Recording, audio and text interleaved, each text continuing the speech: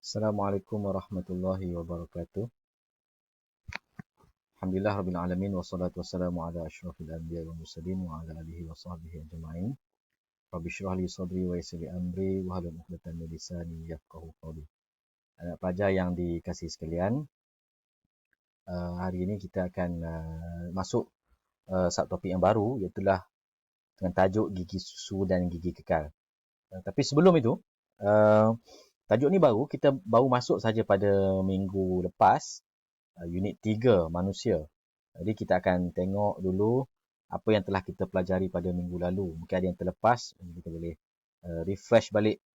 Kerana tajuk yang minggu lepas itu ada kaitan dengan tajuk yang kita pelajari minggu ni. Jadi kalau kita tak faham minggu lepas, misalnya tentang jenis gigi, struktur gigi, maka agak susah untuk kita memahami topik yang akan kita bincangkan pada minggu ni. Okey. Jadi minggu lepas kita dah belajar tentang jenis gigi dan fungsinya. Jadi gigi ini asasnya ada 3 jenis saja. 3 jenis saja. Ingat, 3 jenis saja. Kita ada gigi kacip, kita ada gigi taring, kita ada gigi geraham. Gigi kacip, yang depan ni, kacip, kita ada gigi taring, atas dan bawah ni, ada 4, 2 atas, 2 bawah. Dan kita ada gigi geraham, di bawah, kiri kanan, atas dan bawah. Okey. Itu 3 jenis gigi. Bentuknya pun berbeza. Gigi kacip dia lebih rata dan tirus dan nipis. Gigi taring lebih tajam. Gigi kacip dia lebih nipis. Gigi kacip dia lebih gigi kacip lebih nipis, gigi taring lebih tajam. Manakala gigi geraham dia permukaannya lebih rata. Kerana fungsinya berbeza. Sebab itu dari segi bentuknya berbeza kerana fungsinya berbeza. Okey. Gigi kacip dia lebih nipis, dia macam pisau dia macam kacip, dia untuk potong. Itu fungsinya adalah untuk memotong makanan. Dia bahagian depan, dia kamu masukkan makanan, dia akan memotong. Itu fungsi gigi kacip. Ada 4 di atas dan 4 di bawah. Manakala gigi taring, kita ada kiri kanan, di sebelah gigi kacip, 2 di atas dan 2 di bawah. Dia berfungsi untuk mengoyak makanan. Jadi kalau kamu makan ayam, kamu tarik kiri atau kanan. Itu fungsi gigi taring. Manakala gigi geraham, kalau gigi susu, anak pelajar gigi susu, ada 2 di atas belah kanan, 2 di atas belah kiri, 2 di bahagian bawah belakang dan 2 di bahagian bawah kiri kanan.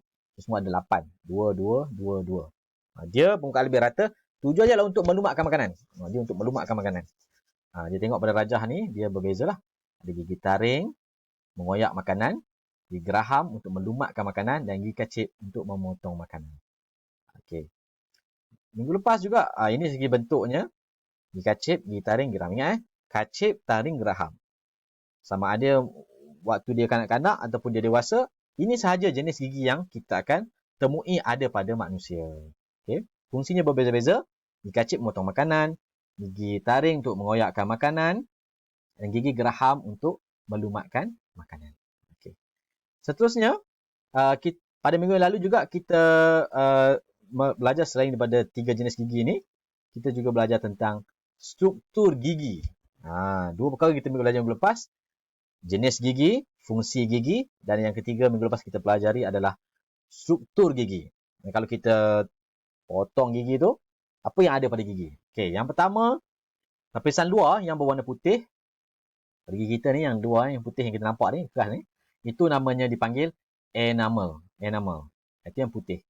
Dalam itu ada lapisan namanya dentin. Dentin ni. Okey, di bawah enamel ada dentin.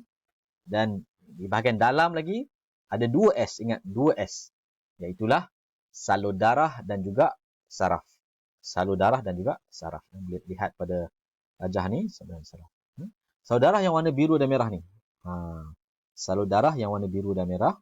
Manakala yang berwarna kuning ni, yang naik dari bawah ke atas ni, itu dipanggil saraf. Sebab itulah gigi kita kalau berlubang, kadang-kadang sangat sakit kerana ada saraf. Saraf tu akan menghantar isyarat ke otak, beritahu rasa sakit. Dan juga, kalau berlubang teruk, dia sampai berdarah. Kerana dalam gigi ada salur darah. Sebab itu penting untuk kita jaga gigi kita. Dan di bahagian luar ada gusi lah, yang kita nampak ni. Ini gusi yang memegang gigi.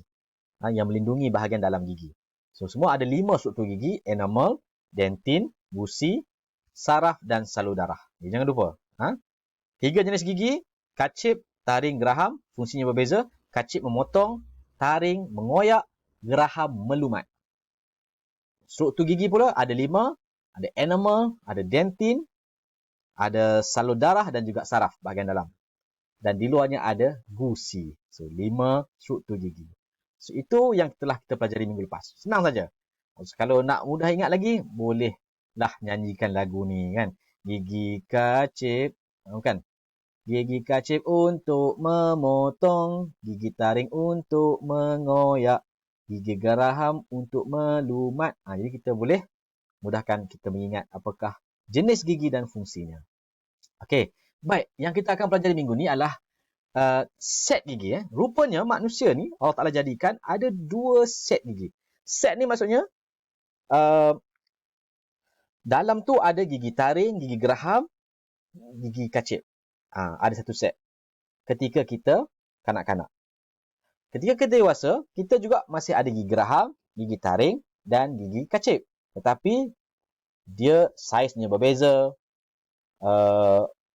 fungsinya masih sama, bilangannya sedikit berbeza, kan? Kekuatannya berbeza, jangka hayatnya berbeza.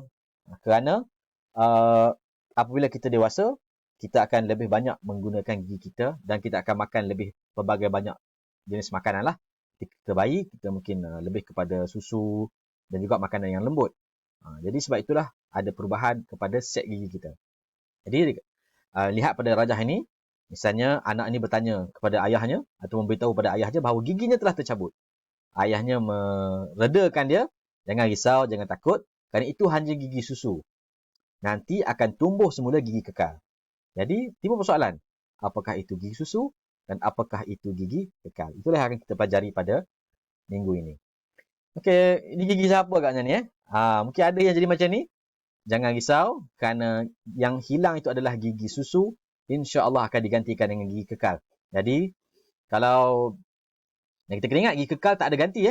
Tak ada lagi ganti gigi kekal kalau rosak. Jadi, pastikan kita jaga gigi kita dengan sebaik-baiknya. Bermula pada sekarang lah, supaya kita akan dapat gigi yang sempurna sehinggalah ke akhir hayat kita.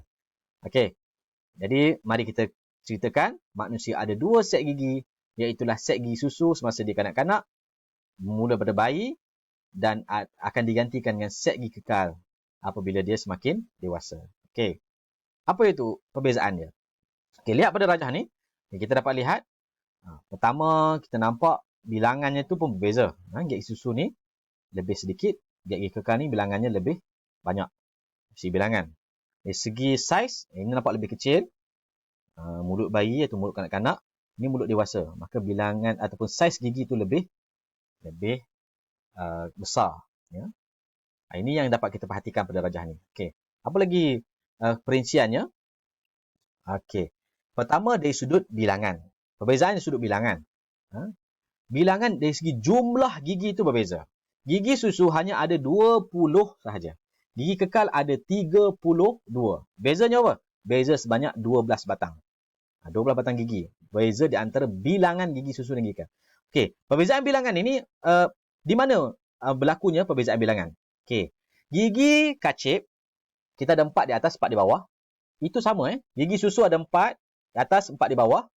Dia akan gugur, akan rosak dan akan digantikan gigi kekal. Juga sama bilangannya 8 juga. 4 di atas, 4 di bawah. Jadi kalau gigi kamu ni luruh atau patah atau rosak, dia akan tumbuh gigi kekal menggantikan dia. Bilangannya sama. 4 atas, 4 bawah. Kemudian kita ada set gigi taring. Gigi taring ada 4 Satu kiri kanan, atas bawah ada 4. Ini bila dia gigi susu rosak atau akan digantikan gigi kekal. Juga 4. Jadi sepanjang hidup manusia, gigi kacip dan juga gigi taring bilangannya sama ada ketika kanak-kanak gigi susu ataupun ketika dewasa gigi kekal bilangannya sama. Yang membezakan antara set gigi susu dan gigi kekal adalah bilangan gigi geraham. Kerana gigi geraham ketika kanak-kanak hanya ada 8, manakala ketika dewasa gigi kekal ada 20.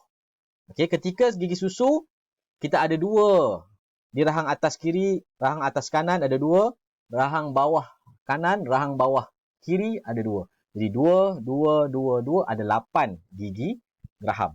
Ketika kita semakin dewasa, akan tumbuh menggantikan gigi baru, gigi geraham, akan tumbuh lagi gigi geraham di bahagian belakang gigi. Menjadikan jumlahnya 5.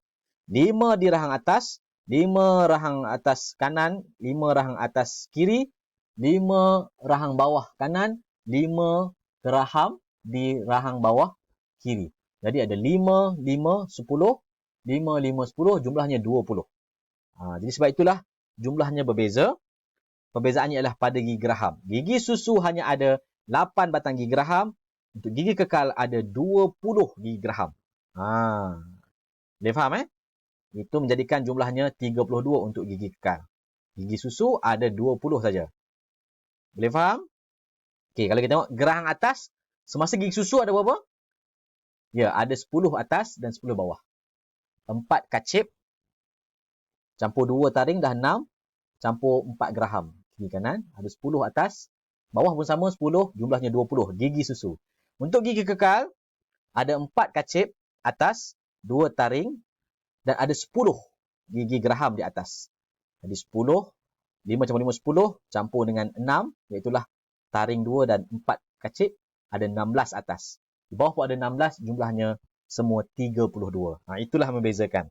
Dari segi bilangan gigi. Kita boleh tengok. Ini contoh gigi susu.